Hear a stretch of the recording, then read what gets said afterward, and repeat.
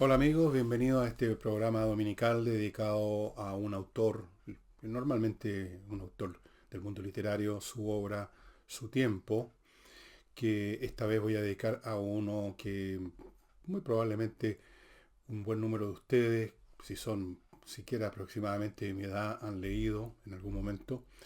Y pueden haber también gente más joven que ni siquiera sabe que existe, y me refiero a Hermann Hesse. Pero antes de entrar al tema, recuerden amigos a Ignacio, que está esperando su padre, especialmente la ayuda que ustedes le puedan brindar para que su hijo, su criatura, que no debe tener más de un año en este momento, pueda sobrevivir a la tremenda enfermedad que tiene, la atrofia muscular tipo 1. Y estamos en esta campaña hace rato. Eso es una cosa. Segundo, si está viendo este programa temprano, el domingo en la mañana, quizás todavía podría pegarse un telefonazo a la casa del jamón y ver si quedan mesas para reservar e irse a almorzar, tomarse unos copetes previos y escuchar y ver este espectáculo de flamenco que es realmente fantástico. El flamenco es un arte muy hermoso que une la danza o el baile y la música y el cante, todo en una sola, de un solo paraguaso. Así que llame a ver si hay mesas disponibles y si no, en una de esas se puede instalar igual en la barra. Y no olviden que mis libros, entre ellos el último, La Revolución, Autopsia de un fracaso, está en elvillegas.cl/tienda y que se está simplemente agotando. Y no tenemos planeado otra reedición por el momento, tenemos otras cosas que ver y somos muy pequeños, no podemos a cada momento reimprimir nada. Así que si está interesado, ahí está, elvillegas.cl/tienda. Si no está interesado, no problem. Vamos a Hermann Hesse. Hermann Hesse nació en 1877 en el reino de Württemberg, dentro del Imperio Alemán. No me pidan detalles de la geografía política de esa época. El Imperio Alemán se había establecido recién, después del triunfo de Prusia, básicamente contra los franceses en 1870. Así es que no podemos hablar propiamente tal de Alemania como lo entendemos ahora, pero sí, podríamos decir, nació dentro del ámbito lingüístico, cultural alemán, en una localidad muy pequeña, Kalb se llama. Nació en 1877 y moriría en Ticino, la parte italiana de Suiza, podríamos decir, en 1962. Esas son las dos fechas, nacimiento y muerte. Ahora, ¿quién no leyó, por lo menos de mi generación, a Siddhartha alrededor de los 14, 15 años? Era un must.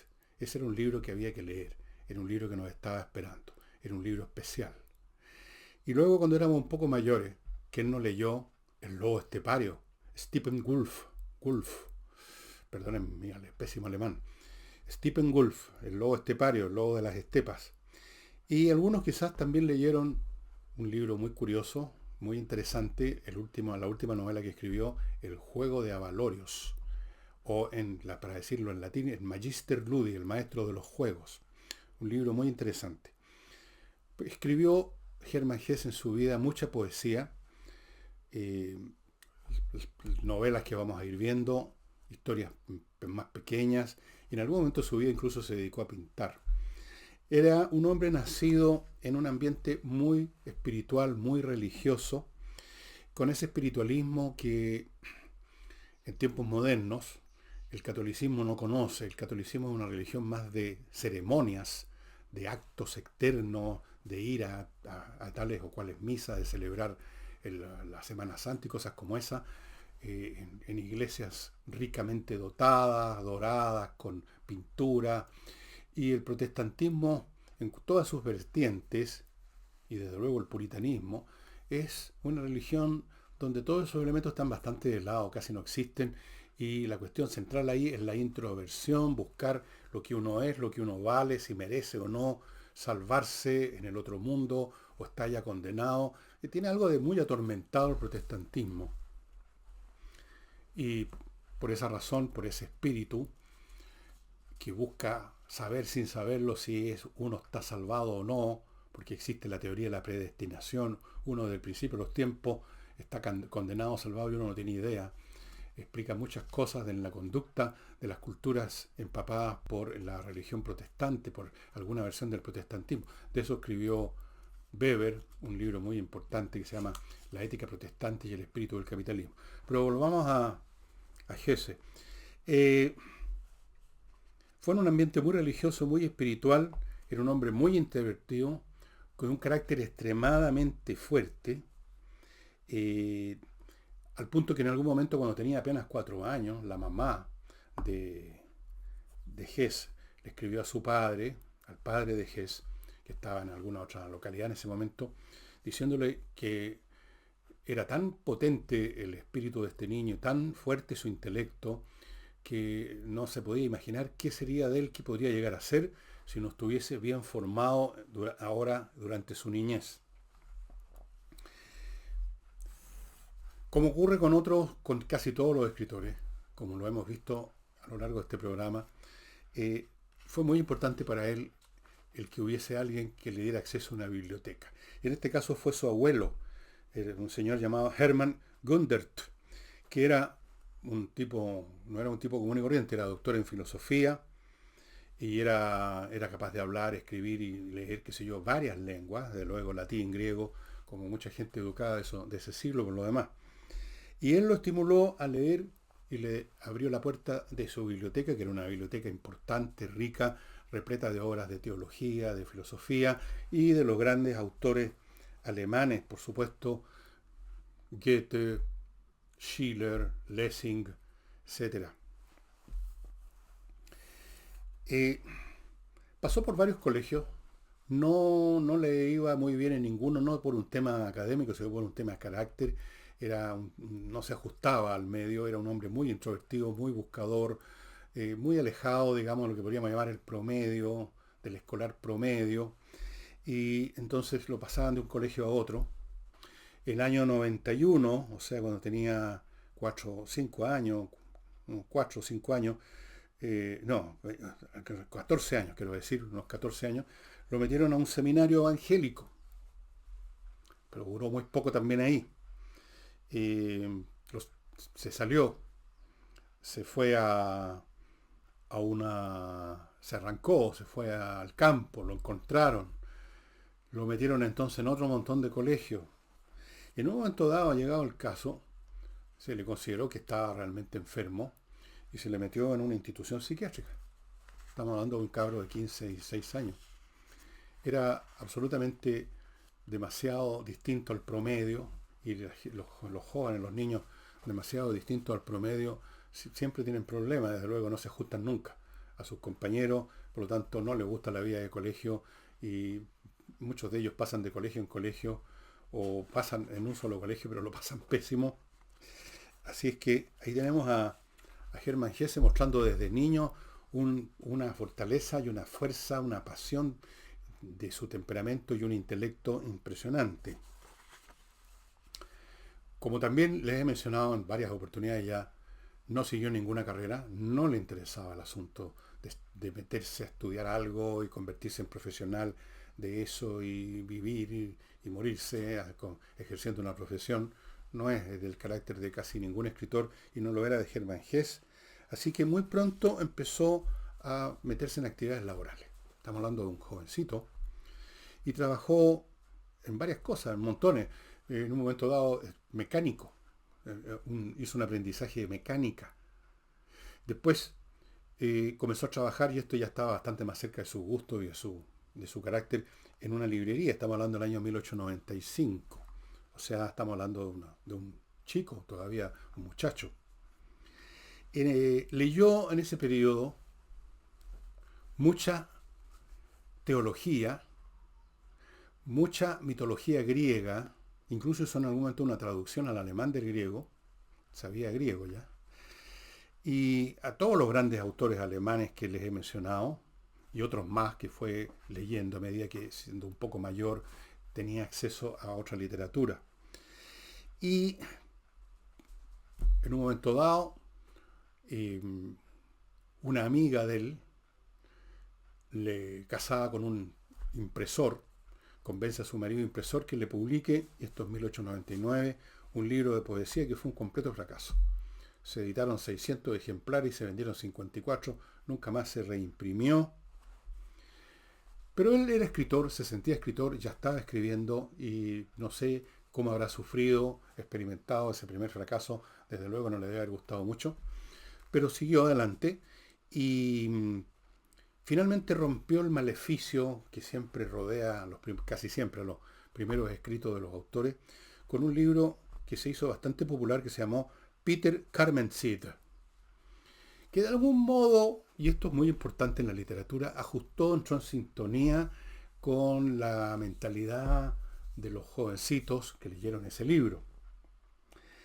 En 1904 se casó, tuvo 3 hijos de esa unión. No fue un matrimonio muy feliz, eventualmente ese matrimonio terminaría. Terminarían no en un divorcio formal, sino que se separaron.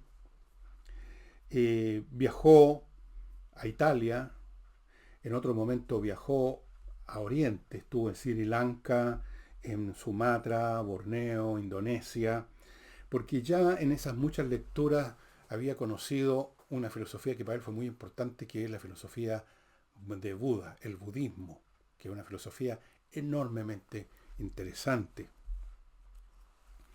Mientras estaba en estas lecturas, en estos aprendizajes, casado con una mujer que no ajustaron bien y empezando recién a hacerse conocido con su Peter Camenzind, vino la guerra, la Primera Guerra Mundial. Él se matriculó de inmediato en el ejército del Imperio Austrohúngaro como voluntario, pero a poco andar dejó de tener la postura o la actitud que seguramente tuvo al principio, y por eso fue voluntario, de luchar por el imperio, y pronto empezó, todavía en medio de la guerra, a hacer conocer por medio de escritos su completa oposición al espíritu de odio que se crea siempre entre los beligerantes. En un momento dado logró incluso comunicarse con un intelectual francés, Romain Rolland, y naturalmente esto le ganó muchísimos enemigos en Alemania. Y claro, no había mucha sintonía entre un hombre preocupado toda la vida de mirarse a sí mismo, de desarrollar su espíritu, de desarrollar las mejores cosas del espíritu, y la guerra, que es todo lo contrario de eso. La guerra es una carnicería, simplemente un festival de odio, de matanzas y de pánico y de cosas horrorosas. Y terminada la guerra, se instaló en Italia, ya estaba separado de su primera mujer, en Italia, en una o dos poblaciones pequeñas, y ahí dice que tuvo los mejores años, los más productivos de su vida. Y tanto es así que en 1922 publicó este libro que todos los cabros, por lo menos los cabros de mi generación, leímos en algún momento cuando éramos adolescentes, Siddhartha, 1922. Mucho éxito. 2 años después publica, está en Italia, otro libro que también leí y que muchos de ustedes quizás también han leído, El Lobo Estepario, de Steppenwolf. Todos se acuerdan de Harry, el personaje central, que es el lobo estepario. Y se acuerdan, por lo menos yo me acuerdo, sobre todo lo que más me acuerdo del capítulo final, cuando va a ese teatro vacío, Harry, y se le aparece el espíritu de Mozart y le hace ver que el júbilo, y yo escribí sobre eso en uno de mis libros, Grandes Invitados, que el júbilo no tiene nada que ver con la alegría o el contentamiento, que es la visión del espíritu al espíritu, que el espíritu además no es serio, pesaroso y grave, sino que es alegre y liviano, como toda cosa aérea, etérea. Es uno de los más hermosos trozos que jamás literarios que haya escrito Hermann Hesse. Un poco después escribió otro libro que también muchos de nosotros leímos, Narciso y Golmundo, que representan cada uno de estos dos personajes, Narciso por un lado y Golmundo por el otro, dos posturas espirituales distintas, pero que en el fondo se complementan. Uno, el hombre, el artista, que está muy atado, muy asociado a los sentidos, a la carne, llegado en última instancia, a la belleza del mundo, al amor, a la pasión, Y luego tenemos a ese Colmundo, me parece, y Narciso es el otro, el puro cerebro, puro intelecto, pura razón. Es un libro muy interesante. En todos estos libros que les he mencionado, el sujeto principal, el tema es el espíritu humano. El espíritu humano luchando por llegar lo más alto posible. Y eso es una tónica de toda la obra de Hermann Hesse. Y tanto es así que naturalmente cuando llega a instalarse en el poder en Alemania Adolf Hitler en el año 33, a Hermann Hesse no le gustó en absoluto. Le pareció que esa épica siniestra, esa épica racial, repleta de odios, repleta de chauvinismo nacionalista, de furor muscular, digámoslo así, un heroísmo de matones, no de espíritu que se sacrifica por una causa o que quiere elevarse, sino que el héroe en su expresión más chanta, ¿no? El matón de barrio, el que le puede pegar a otro, el que puede ganar en una batalla. Todo eso era detestable. Y fuera de eso, además, porque tuvo otras relaciones amorosas, Hermann Hesse, estaba casado en ese momento con una judía. Entonces, nunca hizo una protesta formal, abierta, nunca hizo una, por así decir, una conferencia de prensa Hermann Hesse para decir, me cargan los nazis, odio el nazismo. No era un hombre, era demasiado, buscando siempre la cosa espiritual, era un hombre bastante desapegado, pero manifestó eso de muchas maneras. Ayudó a salir de la Alemania nazi a gente, eh, a gente que era importante, perseguida o que estaba pasándola muy mal. Y en todos sus escritos se manifiesta su desprecio por esa épica rasca, la épica del matón. Eso es lo que es la épica nazi. La épica del que prende fuego, del que tira la molotov, ¿no? Esa épica que en algunos tiempos parece que por aquí cerca se aplaude mucho. La épica de los chantas. Él estaba en otro plano. Era un hombre sumamente espiritual. Si ustedes ven una foto de él, si ustedes ven su apariencia, ahí ya mismo se manifiesta ese ascetismo de Hermann Hesse que está reflejado en todas sus obras literarias. Hermann Hesse vivió entonces, se crió en el Imperio Alemán, estuvo en la Primera Guerra Mundial, vio llegar el nazismo y en todas estas distintas etapas o avatares de su vida, su público lector fue modificando su peculiaridad y por lo tanto la obra de Hesse tuvo varios ciclos. ¿No? No es un hombre que siempre le fue malo, que siempre le fue bien, sino que por un momento era muy popular, después caía completamente, no se le editaba, no se le publicaba, después se daban otras circunstancias y otra vez se ponía popular. Por ejemplo, si en los años 60 se editaban, y por eso que yo me compraron Siddhartha, Los Esteparios, etcétera, era cabro todavía, no tenía ingresos propios, era porque en los años 60, especialmente en el hemisferio norte, en Estados Unidos, había la onda, empezaba a desarrollarse la onda hippie, la onda del let it be, la onda de buscar modos alternativos de vivir, y ahí entró eso absolutamente en armonía con la obra de Hesse, Siddhartha, el Lobo Estepario, Narciso Colmundo, le hicieron tilín a esos jóvenes, a los intelectuales que estaban empezando a levantar cabeza en esos años en Estados Unidos, en Inglaterra. Entonces, después de que había estado totalmente olvidado en los años 50, la gente estaba preocupada de otras cosas, el hombre volvió a recuperar fama, me empezaron a publicarse sus libros, y qué bueno que fue así, porque como él murió el año 62, alcanzó a conocer eso. Ahora, dicho sea de paso, esa situación le ocurre a todos, prácticamente a todos los escritores, salvo a unos muy pocos, muy pocos, que han sido instalados en el hall de la fama de todos los tiempos y que por lo menos son reconocidos, son conocidos, eh, aunque no se lean muchas veces, en todos los tiempos, todo el tiempo, como por ejemplo Shakespeare. Todo el mundo sabe quién es Shakespeare, todo el mundo sabe que fue un dramaturgo inglés, aunque algunos no lo sepan ubicar de cuándo vivió, pero saben que es un nombre importante en la literatura. Probablemente muchos, la gran mayoría, no ha leído nunca una obra de teatro de Shakespeare, ni menos ha asistido al teatro a ver representada una obra de Shakespeare. pero saben que existe y que es importante. Lo mismo pasó y pasa, como lo conté, me parece, el sábado pasado con el Quijote. Todo el mundo sabe quién es el Quijote, todo el mundo sabe quién es Cervantes, pero no todos han leído el Quijote. Con Hess no. Hess no estaba en esa categoría especial de los súper famosos que son reconocidos aunque no se lean una línea de ellos. Era un hombre, en ese sentido, su obra fue bastante dependiente de las ondas espirituales de las épocas que le tocó vivir.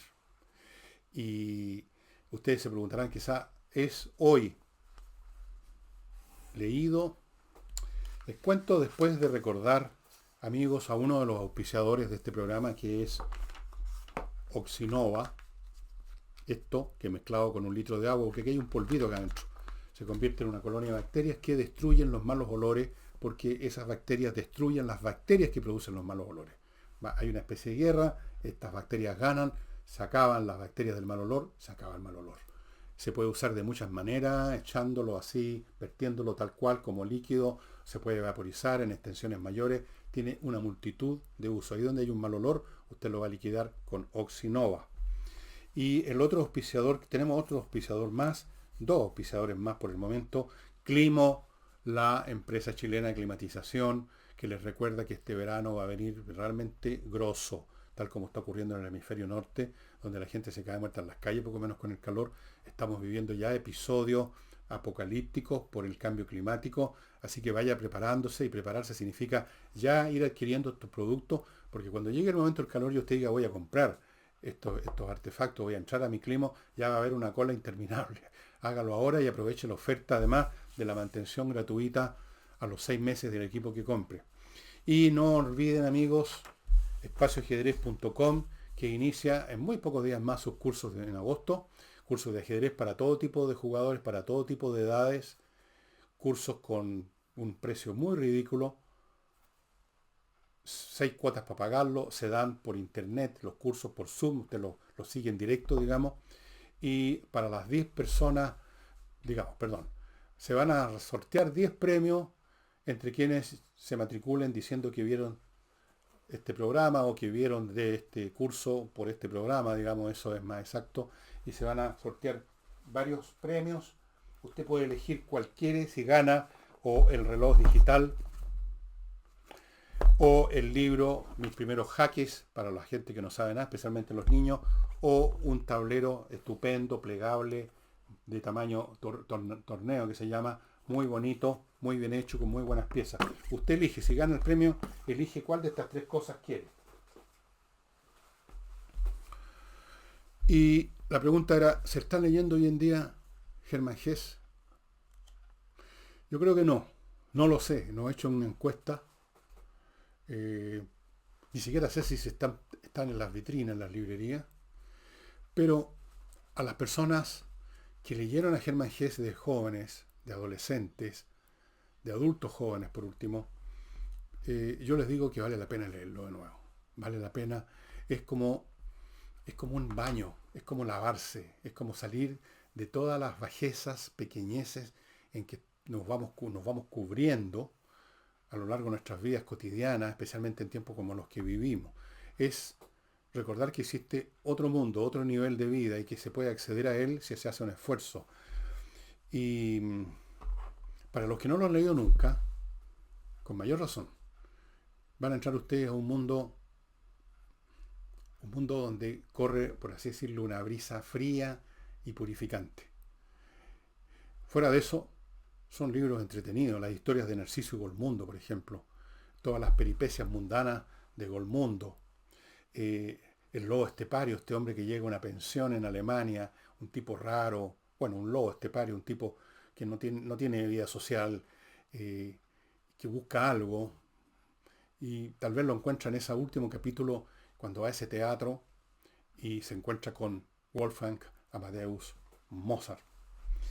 Y Siddhartha, ¿para qué hablar? Ahí está notorio y manifiesto el interés que tenía Hermann Hesse por el budismo, que es una filosofía, dicho sea de paso, que yo les recomiendo que conozcan. Ni siquiera necesitan comprar un libro, basta con que vayan a Google, pongan budismo y van a llegar seguramente en Wikipedia, especialmente a un buen resumen de lo que es esta filosofía, que es una filosofía, no una religión. Se ha convertido para algunos en una religión, porque como ocurre con todas las ideas, cuando llegan a la masa se convierten en otra cosa. Las ideas políticas razonables incluso se convierten en movimientos completamente irracionales, y las ideas religiosas se convierten a veces en chusmas vociferantes, y el budismo, que es una filosofía que no es atea, pero que no es creyente tampoco. De hecho, el tema de la existencia y inexistencia de Dios no tiene mucho sentido en el budismo. Pero se convirtió en religión para muchos, y ustedes pueden ver en películas a la gente que va a los templos budistas y prende unas velitas, etcétera. Pero está bien, yo no tengo problema con la postura religiosa. Alguien me criticó en un comentario a propósito del programa del sábado que yo era un negacionista de Dios, y yo le respondí lo que les voy a contar a ustedes. Yo no soy un negacionista, sino que soy un dudoso, un agnóstico, si ustedes quieren. No entro en ese plano de decir creo o no creo, porque las dos cosas son absolutamente imposibles de probar, y yo lamentablemente no tengo el gen que se requiere para ese salto que es la fe. Bueno, pero no me reten por eso. Y amigos, Hermann Hesse vale la pena leerlo para darse este baño de agua fría, fresca y pura, y respirar ese aire que solo se respira muy arriba en la montaña. Con Hesse ustedes van a trepar a esa montaña, se los aseguro. Y eso sería todo por hoy, estimados amigos. Nos estamos viendo mañana lunes en los programas habituales de semana. Chao.